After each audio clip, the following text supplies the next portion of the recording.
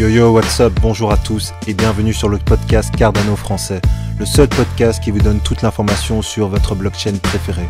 Quentin, aka Mr. Q, sera votre hôte pour toute la durée de l'émission. Mais avant de commencer, laissez-moi vous parler de Crypto Suprême, sponsor numéro 1 du podcast Cardano français. Crypto Suprême est le site internet où vous pouvez vous procurer tous les articles Cardano, Emurgo et IOHK. Que ce soit des vêtements, des pièces de collection ou des articles de bureau, vous trouverez sur le site cryptosupreme.net les meilleurs produits, les meilleurs prix et le meilleur service. Avant que j'oublie, aucune information donnée dans le podcast ne doit être prise comme un incitatif à investir dans le projet Cardano. Il est toujours mieux de faire ses propres recherches avant d'investir dans n'importe quel placement financier. Bonjour à tous et bienvenue sur le podcast Cardano français. J'espère que vous allez bien et que votre semaine se termine en douceur. Cardano reste solide en 3e position sur le podium et je connais certains projets qui commencent à voir le vent tourner. La communauté a commencé à expérimenter les native tokens avec la sortie de Daedalus et il reste encore pas mal de bonnes nouvelles qui devraient sortir dans le courant du March Madness. Je vous l'avais promis aujourd'hui, je vous explique pourquoi Bitcoin est l'un des meilleurs investissements sur le long terme. Et lorsqu'on regarde dans le top 10, il y a peut-être un ou deux autres projets que l'on peut considérer comme des investissements sur le long terme. Mais l'analyse que je vais vous présenter ne peut pas être appliquée à beaucoup d'autres projets. Pourquoi? Parce que la technologie blockchain n'est pas encore assez mature. Tout le monde rêve de devenir riche du jour au lendemain, mais ils ne comprennent pas dans quoi ils investissent. Il y a des news, des projets DeFi et la folie des NFT, mais personne ne fait attention aux fondamentaux. La vérité est que la technologie blockchain n'a pas encore démontré son potentiel. Nous sommes toujours en phase d'expérimentation parce qu'aucun projet n'est intégré aux différents systèmes traditionnels, que ce soit le système financier, le système gouvernemental ou le système juridique. Tout le monde a hâte que Bitcoin arrive à 100 000 $, mais beaucoup de gens ne comprennent pas que 100 000 $ est plutôt conservateur. Sur les réseaux sociaux, beaucoup de personnes qui viennent d'arriver à Cryptoland se demandent dans quoi ils doivent investir. Ils partagent leur portfolio qui a fait 200%, mais ils passent à côté de l'essentiel. Et c'est ce que je veux vous partager aujourd'hui. Mais il y a tellement de choses à couvrir que le sujet sera divisé en deux parties. Aujourd'hui, je vous parle de Bitcoin et le prochain épisode sera sur Cardano.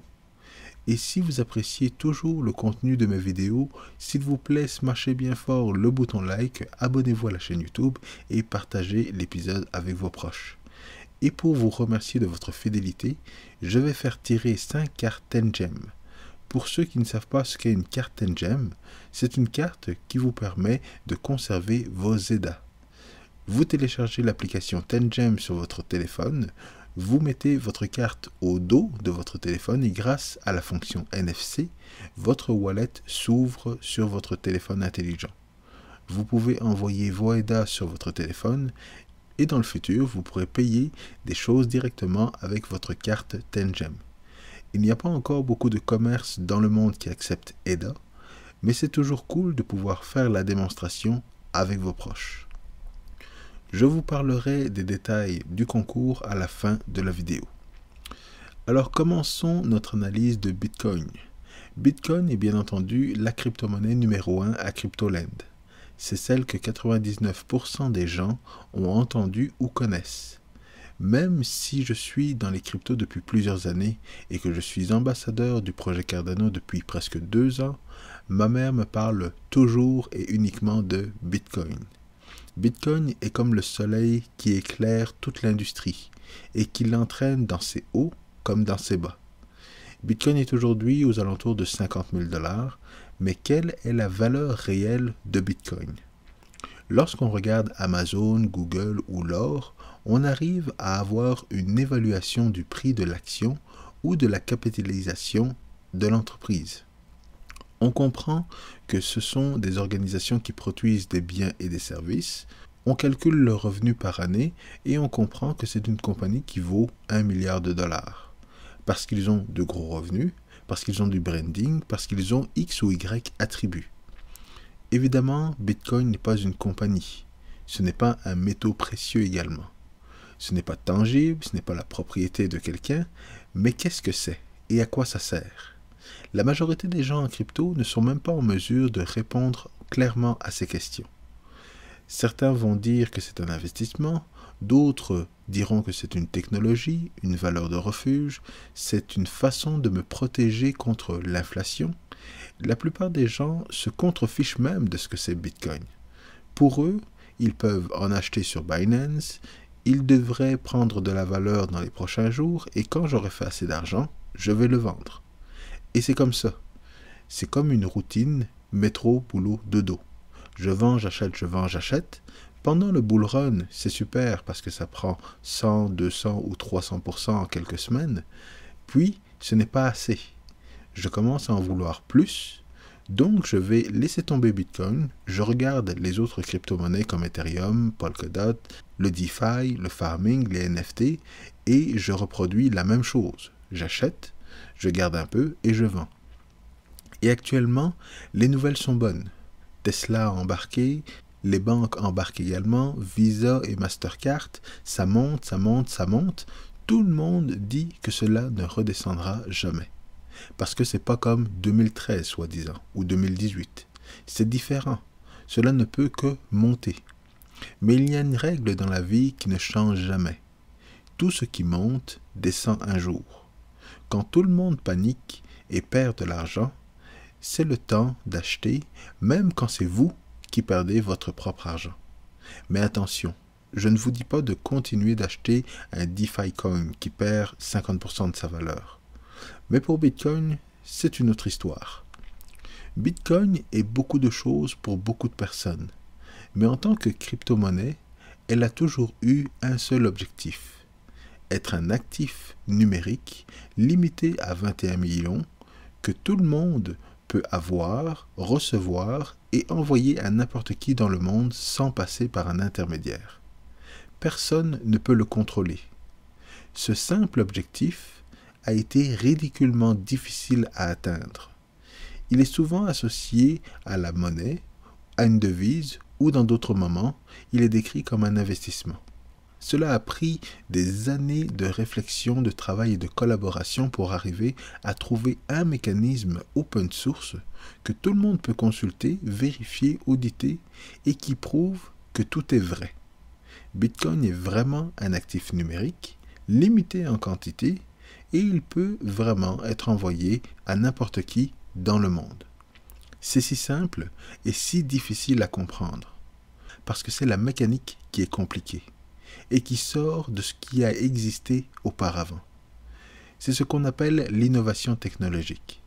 En plus de cela, il y a tout l'aspect économique qui va à l'encontre du système financier actuel.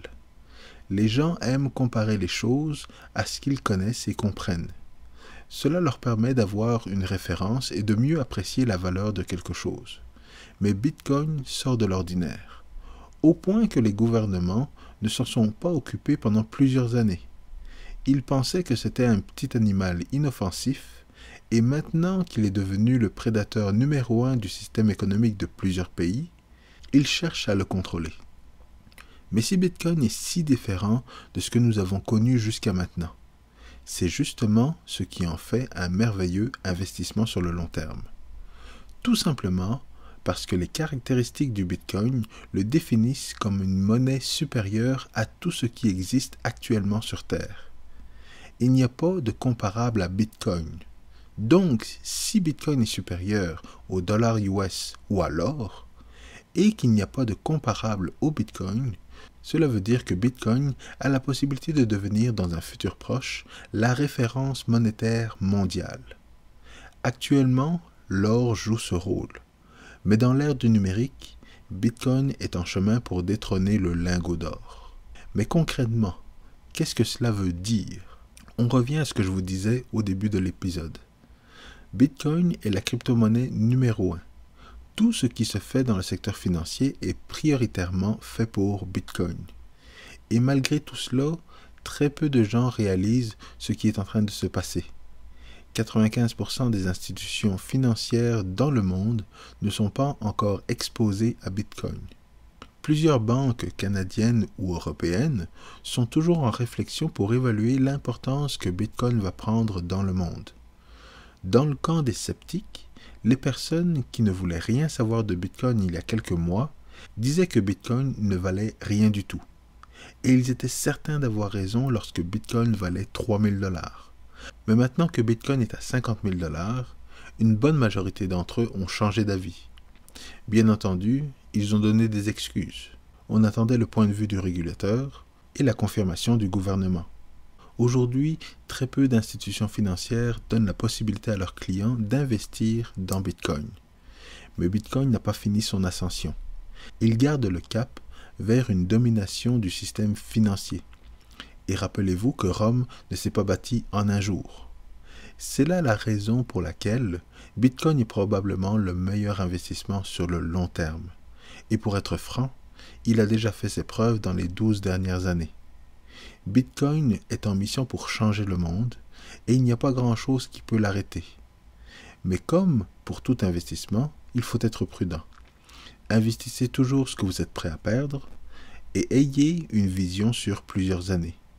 Ne prêtez pas attention à la volatilité ou à ce que racontent les médias. Gardez le focus sur les fondamentaux et rappelez-vous qu'un homme averti en vaut deux. Alors je termine là-dessus.